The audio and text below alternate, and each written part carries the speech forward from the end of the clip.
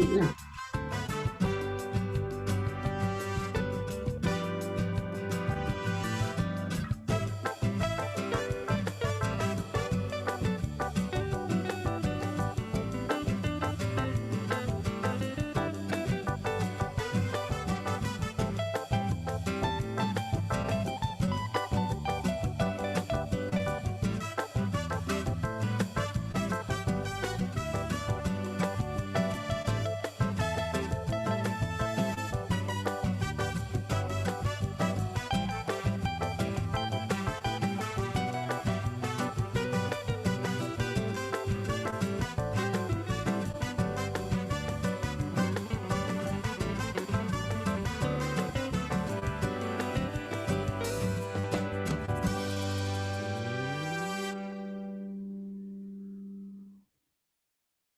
The difference by complaining about what's going on. But I think we need a kind of reality check of where we are.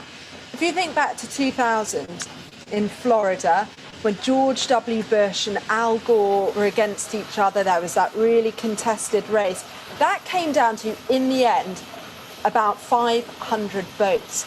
We're not looking at those kind of margins this time round. Yes, the Trump campaign can push for a recount, and arguably the Biden campaign might have done the same if they were in the same position. Logic, though, and history tells us that you don't see a big reversal of fortunes when you're looking at 10, 20, even more thousand votes. It will be too difficult for them to claw it back. But I think they're throwing everything at this that they possibly can. I think the Trump camp, even though they're talking about victory and that tomorrow, Jason Miller on the campaign team says you will see Donald Trump re-elected. In reality, some of their efforts look like they're increasingly concerned they're about to lose this. And you were talking about the process, why everybody at home might be thinking, why is it taking so long? But as Siobhan was saying there, it's really a laborious process with people going out, volunteers having to go and knock on doors. Hello, and there you have it from Sky News, the very latest information, which is not exactly as clear as we would like it, although it looks as if there is a perhaps clearer path for Joe Biden to become the 46th president of the United States. Welcome to Bonfire, the Vanities, where we look at all of this, the American election, what it means, who will win, what it means for world peace, the world economy, United States, Boris Johnson, and all of it within an hour. And because we were looking for a landslide originally for Joe Biden, we were starting to talk about, is this the end of the great populism wave? Clearly, that hasn't happened. To discuss these and many other matters, we've got the most distinguished of panels. Mark Thompson, former Director General of the BBC, former Chief Executive of New York Times. Sir John Curtice, the distinguished psephologist, and from Strathclyde University. Deborah Bonetti, who's Director of the Foreign Press Association. Alex Cannock, film, television producer and academic. And not least James Mitchinson, editor of the Yorkshire Post, to give a little bit of Yorkshire grit and reality to the entire proceedings. But first of all, across to New York to Mark Thompson. Mark, I've noticed an awful lot of top pundits on both sides of the Atlantic desperately avoiding calling this election. Are you prepared to now? No, Ray, I'm not, I'm afraid. Look, do your best, sir. You would much rather at this moment be Joe Biden than Donald Trump if you wanted to win. I think what we've just heard on Sky News is right. The Trump campaign are doing the kind of things you do if you think you're likely to lose. But the truth is, this election comes down to the modalities of a certain number of counties and a certain number of a kind of handful of states. And it's not callable. I mean, it's one of those business moments where even journalists have to exercise some patience. It actually comes down to numbers. And there's enough complexity in the kind of packets of votes we're hearing about, the mix of mail-in and on the day and so on. We don't understand because of the balance of mail-in in particular and absentee to on the day in-person voting is different. Many more mailed-in ballots than before. It's not really modelable. Once the political scientists have a go at it will know much more, but we've just got to wait for these votes to come in. Yes, but Mark, Biden's got many more pathways to 270, the number of votes you need in the Electoral College, than Trump. Some of these big things are broken for Trump, though. I mean, and Trump has, I was saying just before we started, has the luck of the devil. And although he needs a number of things to go right for him, it's not over yet by any means. What I want to say, though, Ray, is I think, apropos of today's subject, I think irrespective of whether Donald Trump wins today, I think there's a very strong case for believing that Trumpism will continue. In other words, that he and the Republicans will have performed well enough, and I'll talk about how they perform well in a moment, that it's very likely to remain not just a kind of emotional and ideological urge, but actually if you like, a practical political program, which is attractive to Republicans, to politicians of the right going forward. Trump. Were you surprised, Mark Thompson, that 66 million Americans voted for a man that, on this side of the Atlantic, looks like a slightly bizarre president? How do you account for that? I think you've got to be incredibly careful about this. In other words, it's very easy to be dismissive of what's happening in America because you don't like the politics involved in it. But there are some unwelcome to many people, but nonetheless undeniable facts. The exit poll in 2020 shows that Donald Trump was more popular in 2020 than he was in 2016, with on average with voters. So having seen Trump in office for 4 years, on average, voters had a higher opinion of him than they did when he was a complete unknown. He increased the share of the vote amongst African Americans, both men and women, and amongst Latinos. So he didn't become less popular with minorities relatively. Most minorities vote Democrat, but Trump improved his position. And his party, the Republican Party, many people believe the Republicans will be really punished in the House race and in the Senate race because of Trumpism. They've done much better than they or the Democrats expected in the House, and it looks, I think, very likely they're going to hold the Senate. So even if Joe Biden goes into the White House, I think, and despite the fact that Trump, if one's being polite, ran a very eccentric campaign. He was against, in my view, a rather weak Democratic contender in terms of rhetoric. I think Biden was very, as Trump claimed, I think correctly, pretty low energy, and the campaign was a rather inert, rather low-key campaign. Trump's campaign was extremely eccentric. It was very focused on a kind of self-pity and self-grievance and a sort of very little positive messages about what he would do if he was re-elected. It was very much fighting old wars and getting very wrapped up in conspiracy theories about the Biden family, which, just like the Democrats and the Russia stuff, turns out in America not to shift votes. This stuff, but Donald Trump's popularity has remained stubbornly in this kind of low 40 range, 42 to 44, all the way through Russia, all the way through COVID and all the rest of it. I think the truth is, were it not for COVID, it might well be that Trump would have won the presidency and re-election relatively easy. So I think the fundamentals of what Trump's been able to do, which is by being angry and resentful, to channel and represent the anger and resentment of many people out there in America, for seeming to have, as it were, more time for many ordinary Americans who feel they've been left out in different ways, economically left out, but also left out of a culture which cares more about big coastal cities and minorities and and all the rest of it, as it were, to put it in terms of Republicans would, about, as it were, cares more about transsexual toilets than it does about the Rust Belt and all of that. It may be that Joe Biden, who was hired in a sense to try and salvage the white vote in the upper Midwest. I mean, the basic thesis being that Biden, although he's an insider, a Washington insider, comes from Scranton, Pennsylvania, has got a genuine touch for white blue collar voters. And in a sense, the idea of having Biden as the Democrat comes down to maybe this guy can get Wisconsin and Michigan back, and maybe do better in Ohio and Pennsylvania, and therefore rescue. Maybe that tactically will have worked, but the fact that Biden was able to hold the line, if he becomes president, does not mean that the energy behind the populist movement which Donald Trump spearheaded is going away. And I think the divisions in America are going to be probably stronger in 21 than they are in 20, whoever wins. Mark, two brief questions before we move on. We will, of course, return to you. Do you think that the economy turned out to be the main issue, and that there was a fear that Biden would close down more of that economy in a more rigorous attack on COVID? And do you see any merit, any mileage at all in Trump going to the courts if indeed he loses the vote first time round, as it were?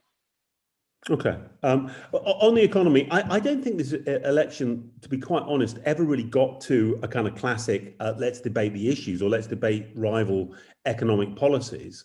I think Donald Trump, who's regarded by those who support him and by much of the country as a very successful businessman. I mean, of course, that itself is, like everything else, is strongly disputed. I think he's regarded as someone who's more pro-market, pro-business, pro-growth than any Democrat would be. And there was an attempt, I think only half successful, to paint Joe Biden as a sort of flaming socialist, which, to be honest, is nonsensical. He's obviously a centrist who himself has been pretty pro-capitalism. But nonetheless, I think the economy and the basic sense, the Republicans probably will do a better job of rebuilding the American economy after COVID, was weighed against, frankly, very poor performance by the US. No worse than the UK, by the way, but very poor performance in terms of managing COVID. And some of the key states, Wisconsin in particular, for example, and Michigan, really suffering very, very, very tough COVID stories very recently. And with some sense of the Trump campaign actually being literally contributors to this through super spreader events, where literally Trump rallies have been ways in which the disease has actually spread. I think that was almost fought to a draw. Economy v. COVID was almost fought for a draw, I think. The courts. What do you think is the I think it is issue of distraction? Look, if Pennsylvania comes down to a few hundred votes, this is slightly against what the Sky reporter was just saying, then who knows what happens. If we're talking about thousands and tens of thousands, there is no track record of court processes, either about who was allowed to observe the count or about the finer points of batches of ballots actually overturning or recounts overturning majorities in the thousands and tens of thousands. So I think it is relatively unlikely, unless it is unbelievably close and it comes down to one or two states, maybe just Pennsylvania. I think it's unlikely it's going to be like the year 2000. And I think honestly, it's what Trump does. And it's almost like a kind of smokescreen of legal action to give a sense, to feed the narrative of a stolen election, rather than actually a serious belief that these actions are likely to lead to a change in the result. Thank you very much for now, Mark. Sir John, we particularly want to hear from you your views on what's going on in the UK and indeed in Scotland and how all of that interlinks. But as a professional, cast your eye across the Atlantic briefly. What do you make of it all? And there's been a lot of criticism of American pollsters. Is it fair? Did they get things wrong or not? Well, let me start with the second point first, Raymond. Yeah. I think the pollsters have been victims of exaggerated democratic expectations, i.e. the expectations of those inside the Democratic Party, and perhaps also a disbelief amongst many journalists that Donald Trump could possibly win. Why do I say that? Well, if you actually look at the detail of the polls, the state-by-state polls, then actually by polling day, there were 9 states which were responsible for 159 electoral college votes, in which the polls were saying that the lead of one candidate over the other was 2 points or less. That means the pollsters do not know who is going to win that state. And that therefore, as a result, yes, Biden was favorite because there were more states left where he was clearly well ahead than was true of Trump, but that if those states were to fall disproportionately to Donald Trump's advantage, then he might just make it in much the way that he actually did in 2016. But what happened in reality in those 9 states? Well, 4 of them Trump got, which includes Florida and Texas. And I think a lot of this narrative of the polls having got it wrong really rests on Texas and Ohio, where supposedly it was close, and in the end Trump won quite closely, quite easily. But which are the other 5 states? The other 5 states are the very 5 states that we're all sitting there looking at the moment and asking who has got it. In other words, whoever wins in those 5 states, everybody's pretty clear it's going to be close, exactly as the polls told you it would be. Now, the other thing, of course, people were looking at was the overall national popular vote, irrelevant in some sense as it is. Now, at the moment, Biden is 2.5 points ahead, and just like Hillary Clinton, he has, whatever is the result, he has definitely won the overall national popular vote, something everybody always forgets about 2016.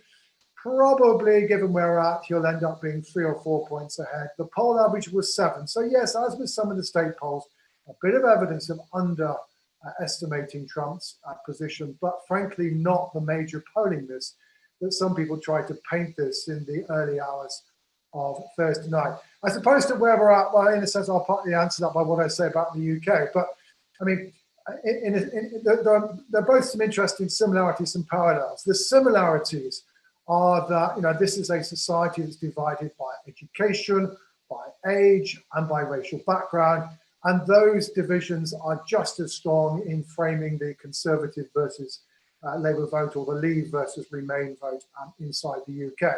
There are differences and essentially it is religion that's the big difference.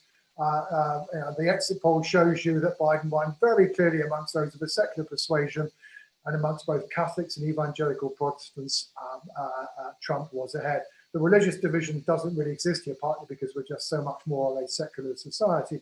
But in many respects, in the end, it's an interesting, clear indication that the so-called cultural wars, which do exist on both sides of the border, do exist. And I think perhaps the one interesting contrast, and I'll come on to this, is that I think, in a sense, part of reasons for Trump's relatively strong performance in the States is that he managed to make coronavirus part of the culture war, whereas here, at least, I don't think the Conservative Party or the Leave side have anything like the same success. And for here, at least, coronavirus is still an issue of competence rather than an issue of ideology.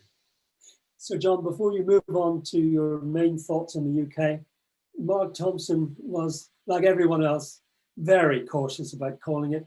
Will you call the result of the US presidential election for me? No, I will simply point out to you that if the candidate who is currently ahead in each of the states is indeed still ahead at the end of the count, it is Biden 270, Trump 268, which is why nobody should call it. Thank you very much. What do you make? What do you make of the public mood in the UK and Scotland in particular? Attitudes to Boris Johnson and whatever. You're at the floor. Let me share a few slides with people, Raymond. Thank you. Because I always like to be able to tell my story in numbers. So I'm going to very quickly run through 3 questions, and essentially it's again, it's Brexit, COVID, and British politics. How toxic is this mix for various actors in the game? So I want to look first of all at, is the Brexit divide waning? Because certainly, if you were to follow what's going on inside the House of Commons, you would assume that Brexit is done and dusted, and nobody is interested, and this country is not divided on it. The Labour Party doesn't want to touch it with a barge pole. Every Prime Minister's questions is Keir Starmer prodding on coronavirus. but the state of the Brexit negotiations never get a mention. The Brexit negotiations, of course, have been going on and on. They're currently in a tunnel. They've just come out of a tunnel, perhaps to go back into one. Nobody really knows what's going on. So again, there's very little coverage of it. But actually, is that the state of public opinion? Number two, what impact has COVID had on party support and indeed on the structure of party support? How much, if at all, is it costing the Conservative support? And then thirdly, and by no means least, whether Scotland in the wake of Brexit and COVID. And I'm just going to skim the surface across all these three things, but just to give you an idea of where we are actually at. So have we indeed accommodated ourselves to Brexit? Have people on the Remain side said, okay, it's happening, that's it, end of story, which is certainly the impression you would get from the current stances of the Labour Party and the Democrats. Well, exhibit number one is YouGov's question on a so-called in hindsight question, asking people whether they think Brexit was right or wrong. The orange line is wrong, the blue line is right. Now, the truth is that, you know, by the time we were actually leaving, still about 48 to 41 people saying it was wrong. There was some sign in the immediate wake of Brexit Day on this measure, as indeed there were on others, that perhaps people were beginning to accommodate themselves to the idea of Brexit and the divide was waning. The lead of wrong over right fell to 3 points. But as you can see, it has widened out. And indeed, actually, in some of their most recent polls during October, YouGov have been registering record high leads for wrong. So it's not clear here, A, actually, whether by the time we left the European Union, there was a majority who wished to leave, and B, certainly that what's happened since January has in any way accommodated people to the fact that we are leaving. Now, of course, in truth, as often in these things, it depends a little bit on how you ask the question. Here's a comparison. Left-hand side, the average of polls sort of asked people how they voted on a referendum, 52% for Remain, 48% for Leave, not that dissimilar to the position for a long time. Essentially driven, by the way, not by people changing their minds, but the views expressed by those who did not vote in 2016, who have long been at least 2 to 1 in favour of Remain. On the right-hand side, ask people whether we should rejoin or stay out. It's just balances slightly the other way. So yes, there are a few Remain voters who go, well, you know, we're out, that's it. But the honest truth is, just as you've seen in the United States 2 days ago, we are as a country still fundamentally divided down the middle on the issue of Brexit. But one area where public opinion has shifted to some degree and over time has shown quite considerable volatility are people's perceptions of how well the government is handling Brexit. Green line is the proportion of people who think it's doing badly. And this goes from when Boris Johnson became Prime Minister, as he gradually managed to nail a Brexit deal and then managed to get it through. Then evaluations of the government's handling of Brexit improved, essentially because Leave voters, who had been as disenchanted with Theresa May as had been Remain voters, came to think that Boris was doing a good job. But as you can see, gradually, the longer and longer it has taken to actually deliver a Brexit deal for the end of this year, slowly public confidence in what the government is doing has been eroded. So Brexit is still with us, and it's still potentially a source of political division. What, however, about COVID? This is one of many graphs one could put up. This is basically an indication of the level of satisfaction. Fortunately, people who say they're satisfied with how the UK government has been handling coronavirus. I will point you to 2 points at which things changed. The first was in May, which in the middle of which Boris Johnson gave his disastrous Sunday evening talk in which he told people that the lockdown was over, and people said, am I meant to go back to work tomorrow? And at the end of which, a certain well-known political advisor took a now very famous trip to Barnard Castle in Durham, in the wake of which the public were deeply sceptical about what the government was up to. And then more recently, as the prevalence of the disease has gone back up, satisfaction has fallen away yet further. So a government that in the initial stage of lockdown, where there was a high level of confidence, has lost an awful lot of public confidence. And indeed, this has also had a very clear effect on the trajectory of party support. So whereas in April, 50% of people said they vote Conservative election, it is now the case that Conservative and Labour are neck and neck in the most recent polls. And that, by the way, means that if there were an election now, it would be virtually inconceivable that the Conservatives would be able to form another administration, given that neither the SNP nor the Democrats are ever going to put a minority Conservative administration into power. But then you may ask yourself, well, therefore, what does this mean for the Remain-Leave divide? And there are two things to note out of here. So here I'm showing you now how support for the parties divides between amongst Remain and Leave voters. GE is what happened in the general election, now is now. 2 points to note. One is that the decline in Conservative support has occurred primarily amongst Leave voters. But second point, it's not necessarily gone to the Labour Party. The Labour Party actually has gained ground more or less equally amongst Remain voters as Leave voters. And in fact, the Conservatives, insofar as they have been losing support amongst Leave voters, have often been losing votes back to the Brexit Party or to UKIP than they have the Labour Party. But therefore, it does indicate that issues of competence can potentially undermine the Conservative support amongst Leave voters. But the second crucial point that arises out of this, contrary to most fashionable opinion inside the UK, there is a widespread presumption that the only pathway back for Labour to power is to regain the lost Leave voters of December of last year. However, in practice, the Labour Party has managed to get back to even Stevens with the Conservatives in the poll, even though it had no success at all at gaining ground differentially amongst those who voted Leave. But what can one show more directly that the government has been losing ground amongst coronavirus? Yes, you can. The crucial contrast here is between the third pair of columns and the first one. The third pair of columns shows you how those who voted for the Conservatives last December evaluate the government's performance on coronavirus. The first column shows you the views of those who currently say they would vote Conservative. Notice how those who would still vote Conservative are less critical than those who voted Conservative back in 2019, which is about as close as you can get to causal evidence in opinion polls that indeed handling of coronavirus has cost the government support. Finally, but probably by no means least, Scotland, but I'll leave most of this for discussion.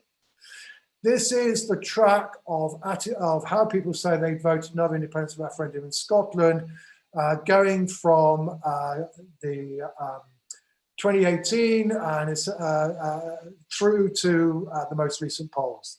Green line is no, blue line is yes. You will notice that during the course of 2018, it was still the case that basically no 55, yes 45.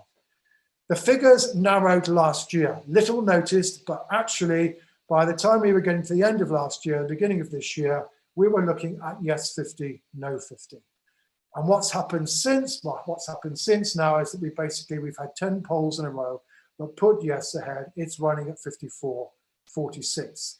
And yes, as you might have guessed it is both Brexit and coronavirus that have driven this change. This is the evidence on Brexit. This is showing you the level of support for yes amongst those who voted Remain and those who voted Leave. There's a whole back history to this, which I don't have time to get into now. But you will notice that even by 2018, these two issues were intertwined, and around a half of Remain voters would vote for yes, and only a third of Leave voters. But notice all of the increase in support for independence between 2018 and the beginning of this year occurred amongst those who voted Remain.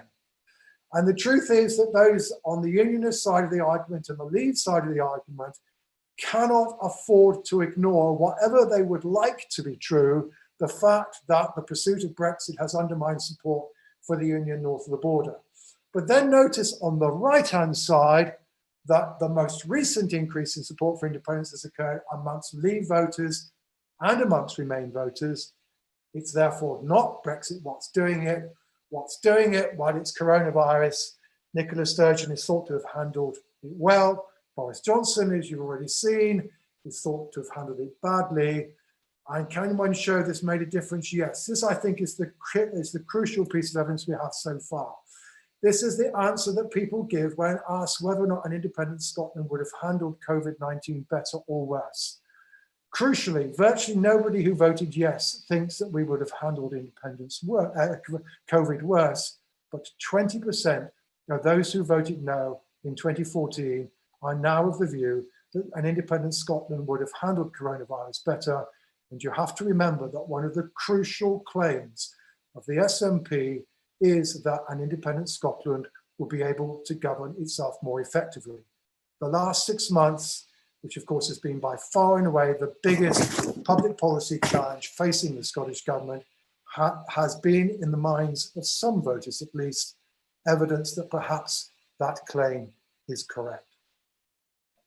Sir John, thank you for an excellent array of cast iron numbers with which you make three very strong cases on three important issues. But just before I hand over, I'm slightly alarmed by the consequences of the numbers you've produced, because in three societies, America, England and Scotland, they show great, deep, possibly enduring divisions in society, albeit over different issues.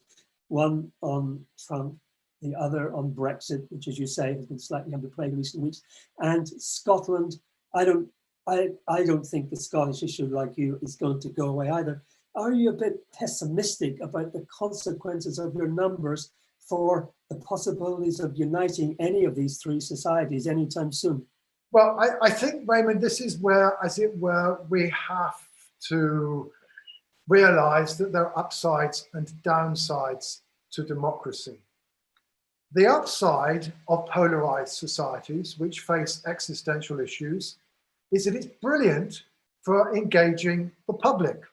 In 2014, Scotland had a record high turnout.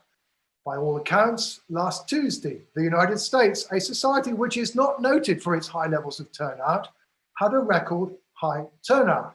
There is the Brexit referendum got a higher turnout than any recent general election, and there is survey evidence out there that suggests that lots of people have got very engaged by Brexit. So one of the things you have to bear in mind, if you go back, 15, 20 years in the UK, we were bemoaning terribly the fact that people were disengaging from politics, they weren't going to the polling station, and we were breeding a younger generation that were never ever going to the polling station. Well, now we have a much more divided, polarized societies. It's difficult for democracy in that, of course, existential issues are much more difficult for politicians to resolve. But in terms of public participation, which is something that we often think is desirable, it's actually rather good. But you mentioned the downside as well. I think we can guess, but in a sentence, the downside of all of this. Yeah, sure, of course. At the end of the day, many of these are issues which cannot be easily nuanced. So Scotland is either in or it's either out of the United Kingdom. The United Kingdom is either in or it's not in the European Union, albeit you can start arguing about the nuances of different kinds of relationships with the European Union. And at the end of the day, many of the issues inside the United States over things like abortion are ones where in the end you either believe that it is morally wrong to allow abortion, or you think that it's a woman's right to choose. And it's very, very difficult to come up with nuanced positions that are in between those two. So yes, all of these societies are facing questions which, to use the language of economists, are in effect zero-sum games rather than potential positive-sum games. And I guess, and of course, what is true at the moment in the UK, we have a government that is happy to play a zero-sum game. In Scotland, we have a government that over independence would be willing to play a zero-sum game, but at the moment, interestingly, is rather reluctant to play it. In the United States, we have had a government that's been willing to play a zero-sum game. What we might now see if Joe Biden wins is whether or not somebody who tries to play the game differently ends up in depolarizing their society. But I don't think any of us underestimate the challenge that will face Joe Biden in trying to achieve that objective. So, John, thank you very much. Deborah, Bonetti, cast your foreign correspondence and your multicultural eye over what you've heard in America, what you've seen happening or not happening, and the implications of any for the UK and the rest of the world? Well, as foreign correspondents here in the UK, I think we're very privileged to be able to observe, maybe with a raised eyebrow and maybe a slack jaw, as Brexit takes on, its final steps towards completion, apparently, because we're not sure. And then, any sort of deal. What's your guess? If I have to guess, and this is a foolish guess, I would say the deal would, I would imagine there would be a deal, a last minute deal, maybe a thin one, to be fleshed out later on during the year. But it's a complete guess, and it's not in any way particularly educated one. But then, I'm Italian. Of course, Italy is still part of the EU, and there have been moments where maybe even my country was a little bit doubtful. But when you look at what Brexit has created here, and then you look at the US elections, and what John Curtice has just been going over, the deep fractures between in these countries that we all, on continental Europe, but not even just Europe. I'm just thinking, way beyond, because a lot of our members, so a lot of foreign journalists who are with the FPA are from the Middle East, they're from the Far East.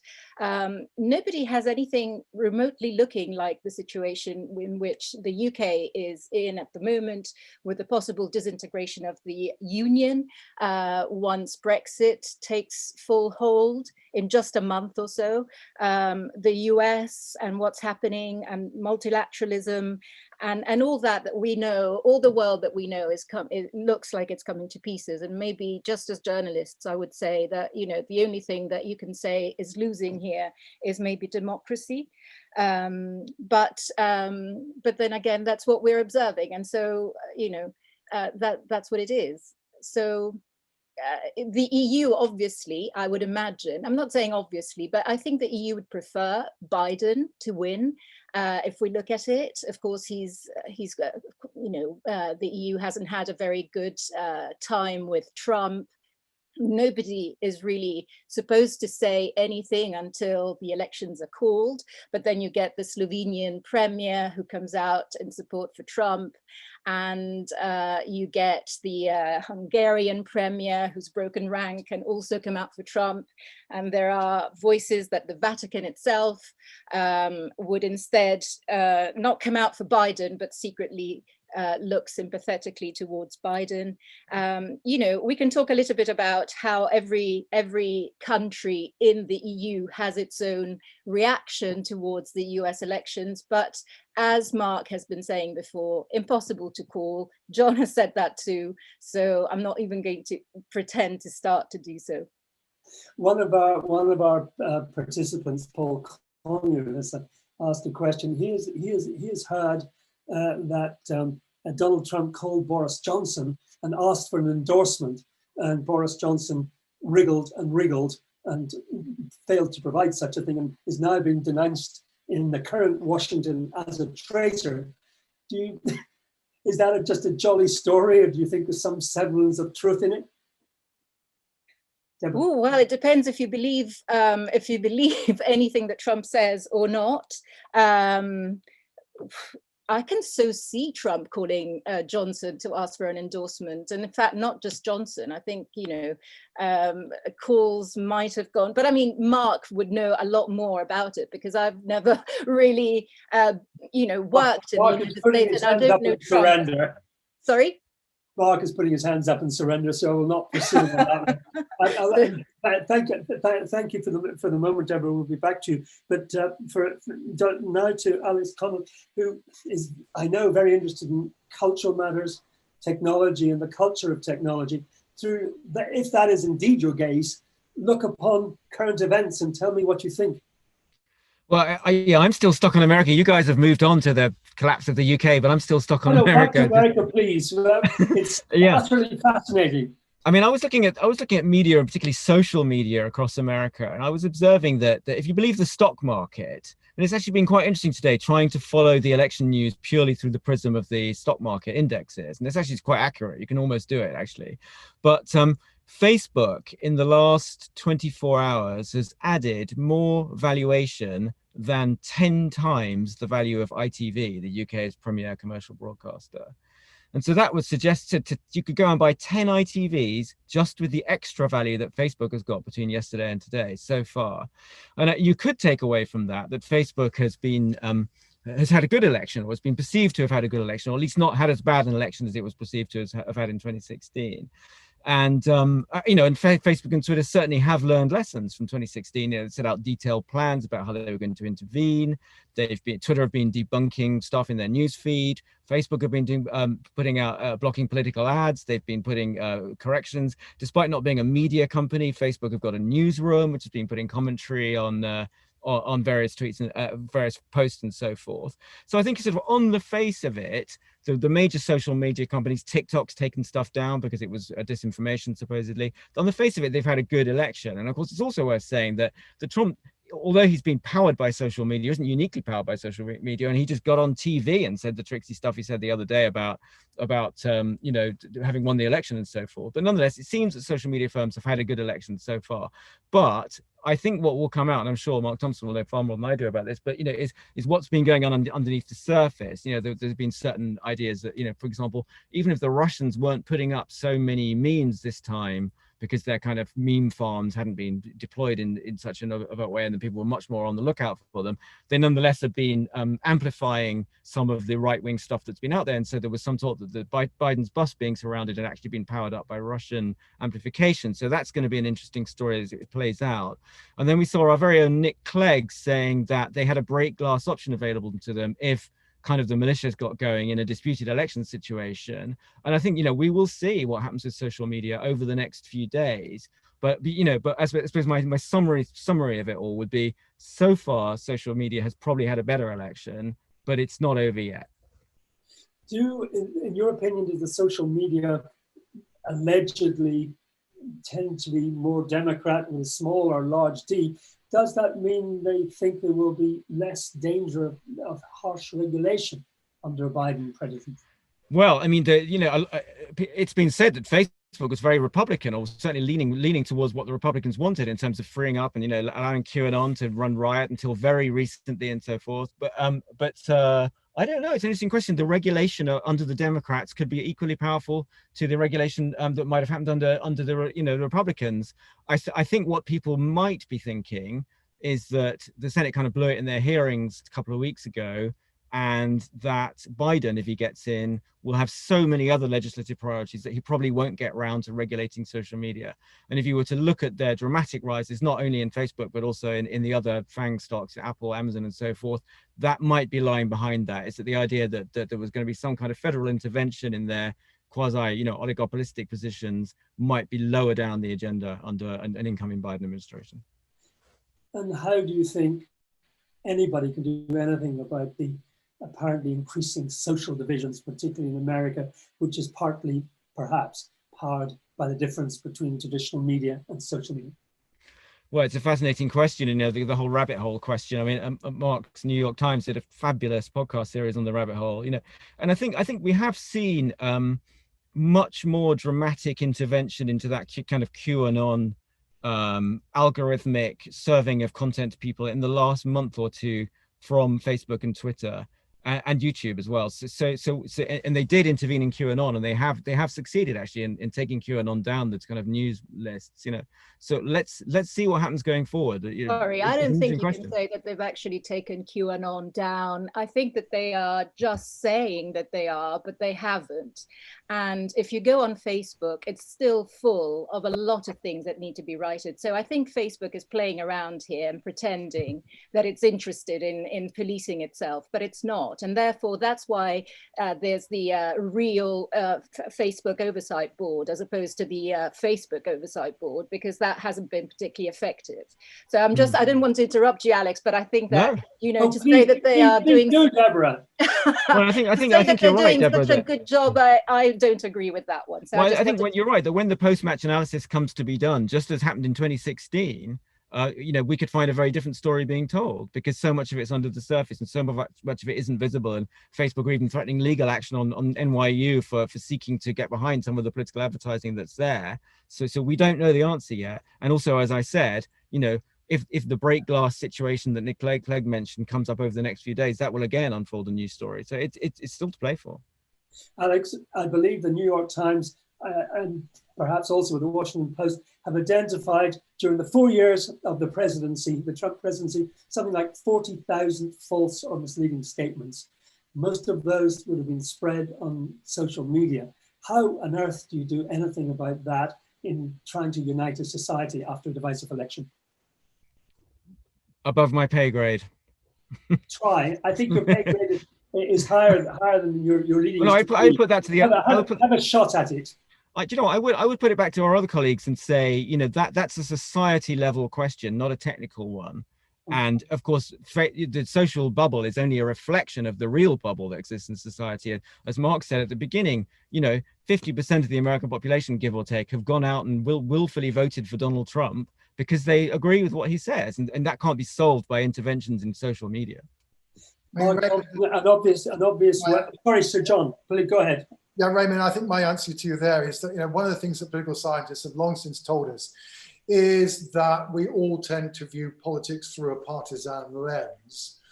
And given that both here we now have lots of people who feel either very strongly Leaver or very strongly Remainer, so we've rediscovered partisanship in our politics, having disappeared.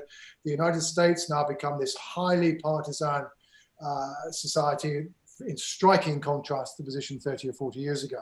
In those circumstances, the truth is that actually, because we all view the world through a strong partisan lens, even if we can agree on the facts, and we can't always agree on what are the facts, we certainly interpret them very, very differently. So just to take one example close to home, every time the negotiations between Theresa May and the European Union hit difficulty, if you're a Remain voter, you went, that just goes to show why Brexit's a daft, stupid idea. And if you were a Leave voter, you said that just goes to show why we should get out of the European Union, because those sods in Brussels don't have our best interests at heart. So at the end of the day, this is not an argument about facts. It's really an argument about interpretations and view. It's to do with how people view the world. And the truth is, if we are indeed highly partisan societies, you won't necessarily get agreement about what is or isn't reasonable comment. Mark, yes, please. You answer very well. You've been a media person all your life. Something has changed, has it not? And we're facing unique difficulties for my tradition of journalism, and certainly yours, that broadly speaking, fact-based journalism is partly under threat and partly just discarded by large sections of the population. What on earth do you do about that? It's complicated because people actually are consuming serious journalism more than they ever had. I mean, the New York Times used to be a newspaper for, you know, essentially, you know, less than 1 million people, mainly on Manhattan, not even in the outer boroughs of New York. You could buy it sort of, you know, in the western part of Long Island, bits of New Jersey. It was taken by train to Washington and Boston, but really it was a city newspaper. 240 million people have been reading it this month. So the pervasiveness and actually the business model for really serious journalism is actually currently improving, arguably, having seen years of decline. But there's noise, and I think it's a signal to noise point, and there's a lot of noise in the system. I mean, the one point, if I just make one kind of historical point, in the 17th century, very serious people like Thomas Hobbes believe that pamphleting, the sudden arrival of small portable printing presses, and the fact that people in London, this is the run-up to the English Civil War, could overnight produce radical pamphlets and distribute thousands of pamphlets. This is, you write an essay 6 o'clock at night, you print it on your friend's printer, and by 6 o'clock in the morning, you've got a few thousand copies of this thing, and you hand distribute them across London. Hobbes believes this contributes to the Civil War. What happens? Within a couple of generations, people are looking at political pamphlets and they're wiping their bottoms with them. They no longer believe that everything you read in a pamphlet is true. They've learned that most of it's nonsense and you discount it. And I think there's a kind of habituation process of getting used to social media, which is, you know, it's kind of fun, but in the end, it's all a bit like TikTok. It's kind of, it's just something you graze on and, you know, for kind of light entertainment rather than regarding it as gospel. So I think in a way, we're in the middle of a new era in the kind of democratization of communications in the way that printing was. And we've just not got used to it as societies. And I think one hopeful thing is probably common sense will prevail and people will start factoring out, as it were, the noise and the disinformation. Unfortunately, history suggests it takes years, maybe even decades before you can do that. While I've got the mic, I can say one other thing. Just on, it'll have to be brief because we're nearly out of time. This will be very crisp, indeed.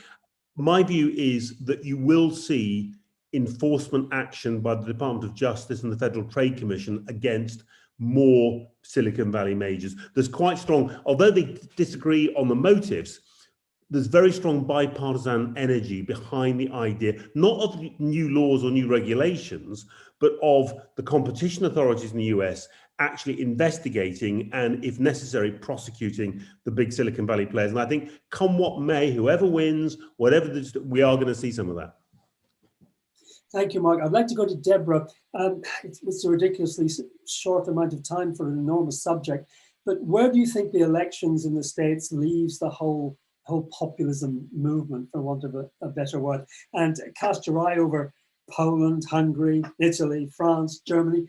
To different degrees, populism seems to be alive and well. And those sort of rather boring liberals like myself that thought the high water mark might have been reached, I'm afraid have been proved. I should have paid more attention to John Curtice's numbers and I wouldn't have been so foolishly deluded. But how high is the tide for populism? What, if you believe that's not a good thing, can be done about it?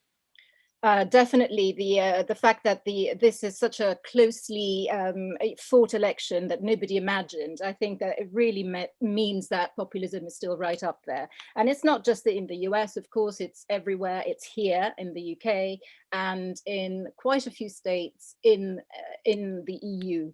And, you know, of course, I'm thinking Hungary, I'm thinking Poland, but also Italy, Austria.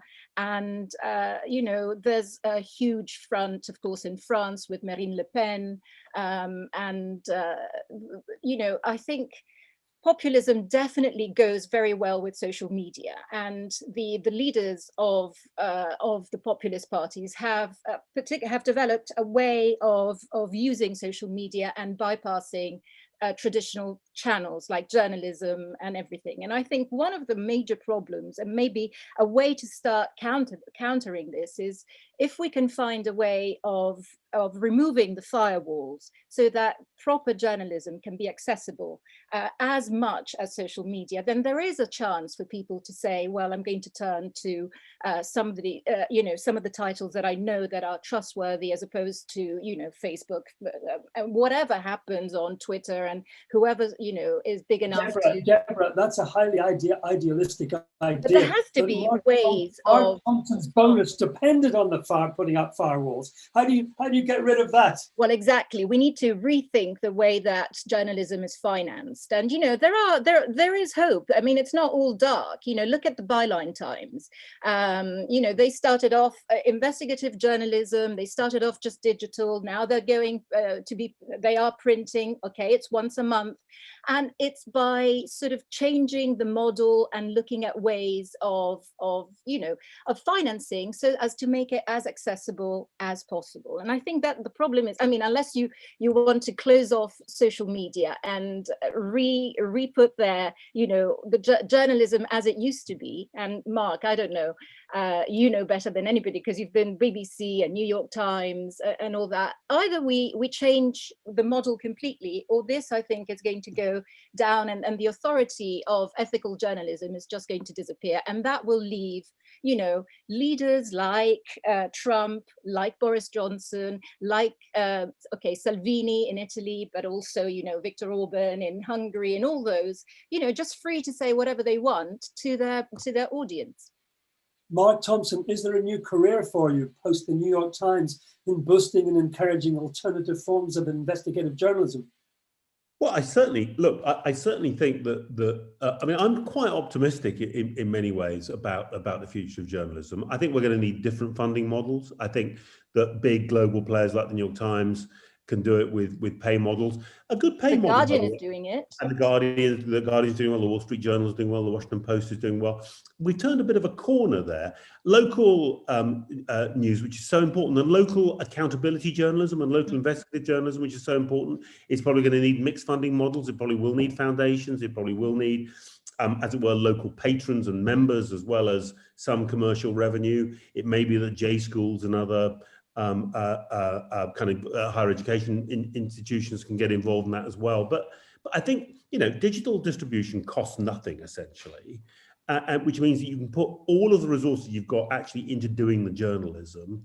The mechanics, the making of apps, the creation of subscription models, it's going to become software as a service is going to be very cheap and very easy to do. And I do think you can, as I said, the New York Times, we've got about, 6 million digital subscribers to the Times. 240 million people are reading our journalism, and most of them are reading as much as they want to. You don't have to put up a wall. You can create a model where it's only the most engaged people who get the most out of it who are asked to pay. So I think we've got real opportunities here. And I also think that the appetite, it's very easy to look at what's happening and saying people care about disinformation as much as they care about information. I swear to God, they won't pay for it. They won't pay for disinformation. I don't believe. And I think in the end, once we stop worrying about clicks and thinking the future belongs to advertising and start producing content of real value, I think the chance of, as it were, truthful, fact-based journalism winning the war against disinformation becomes much better. Alex, Cannock, from your point of view, populism, is it the technologies you cover and write about and understand better than most? Are they the guilty ones driving this force, which may and may not be totally positive for society? Well, I don't know. I think I'd agree with Mark. I think we are seeing a media evolution story here. So I think disinformation is truly with us, as a political weapon. I mean, we're almost literally seeing the little green men, out of kind of some sort of Russian spy sort of manual turning up outside the Arizona election booths. QAnon has a congresswoman. Steve Bannon said flood the election with disinformation on election day, and that seems to have happened. But Mark's right, journalism's with us. The FT, the New York Times, these are the go-to places, who are really properly funded journalism, and they're achieving, both of them have reached much more global distribution recently because of the appetite for that. Social media companies have perhaps started to clean up their act, no doubt under pressure. Mark's right again that they're going to potentially get regulated going forward, which is a good sign. We live in interesting times. It's a very, very fast moving environment. I'm not actually unoptimistic about the way that market might evolve. That is very good. So John, I'm rather interested in you sitting on an elevated perch, on a perch built of the most pure numbers. You do get down and mix it dirty with journalists and broadcasters, and they've got, if you didn't understand it before, you understand the ways of their world now. Do you think they're doing as good a job as they can do? And if not, how should they improve their act in these difficult times?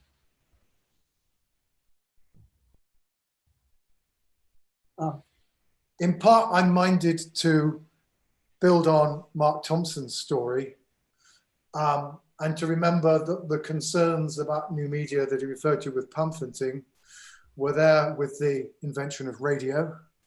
They were there with the invention of television.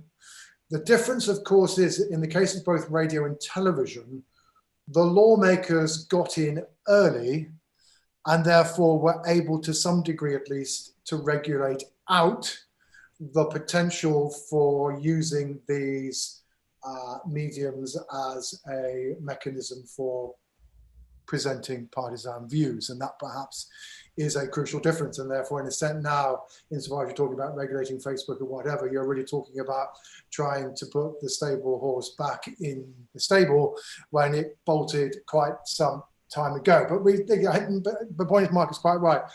And then equally, however, of course, we've always in the UK had a section of our media which has always been, well, has certainly for a long time been highly partisan. And in a sense, I guess part of the, to that extent at least, living in a partisan media environment on this side of the water is nothing new. It is arguably different in the US, where non-partisan journalism has tended to be dominant because of the traditional dominance of single city newspapers. And in a sense, therefore, arguably, in the US, the fragmentation of the media and more partisan nature is rather greater than it is here. But that said, I think there's lots of reasons for, the aspect of journalism about which I would be optimistic, of course, is that we have seen the emergence of data journalism. Hitherto, journalism has been a profession about words. It's now beginning, at least, to become a profession that's about data and about other forms of evidence as well. And I think it's much the stronger for that. So, John, thank you very much. One final question for you, Sir John, and it's only because I've got the sense of the other ones. It's only a word. Are you, as you view your numbers, an optimist or a pessimist about life and society in general? I've learnt, Raymond, to take it as it comes and to look to see what happens. I think pessimism and optimism are not necessarily emotions that political scientists should have. Thank you very much indeed. Thank you to all our speakers. It would be remiss of me not to plug the book we brought out earlier this year, Brexit, Boris and the Media, available on the best social media such as Amazon. And I give you fair warning that before the late spring is out, we'll have produced Brexit, Boris, Biden, and the coronavirus. If we couldn't make it all illiterate, but we're nearly there. We're nearly there. I hope quite soon. Sky News. I was hoping that we would have a president of the United States during our session, but it doesn't look as if it is so. In fact, it looks like the Prime Minister is to hold a news conference shortly. Are we going to have a little bit of Sky News to play us out, guys? Stick to the rules in this second lockdown is going to be very difficult. So Sir Simon will be making the case as to why. And just to put that into context, yesterday he held a press brief in the chief of the NHS, and he said that he was putting the NHS onto alert level 4 from today. That means that the response to coronavirus is handled nationally, not regionally. He said that they were doing it because they needed to manage the crisis effectively. More than 12,000 people now in hospital, and the NHS warned that within 2 weeks, more beds could be filled now than at the height of the first wave. So I think he'll really be hammering home those points to the public this afternoon. We seem to be back to that slogan back in April, May, when they were talking about protecting the NHS, save lives, protect the NHS. Are we back to that kind of thinking now? Well, the Prime Minister would argue no, because he would say quite strongly that this isn't the same as the national lockdown of March. The children are still going to school, people are still going